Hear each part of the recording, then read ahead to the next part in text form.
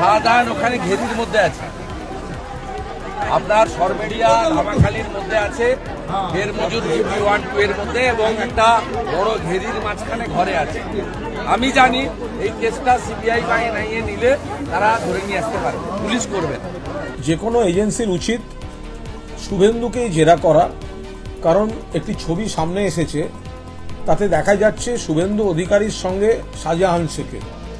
তো সুতরাং শুভেন্দু অধিকারী কাঁচের ঘরে বসে ঢিল ছুঁড়ছে, শাহজাহান শেখ কি করেছে না করেছে এটার একটা আলাদা পার্ট, তদন্তের পার্ট, কিন্তু শুভেন্দুকে দেখা যাচ্ছে তার সঙ্গে কথা বলতে।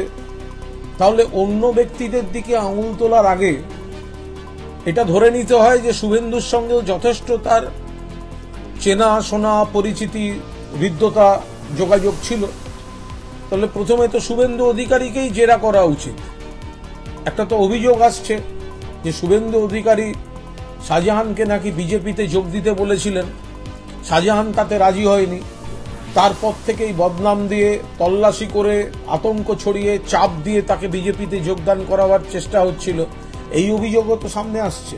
ফলে এই সবটাই তদন্ত দরকার।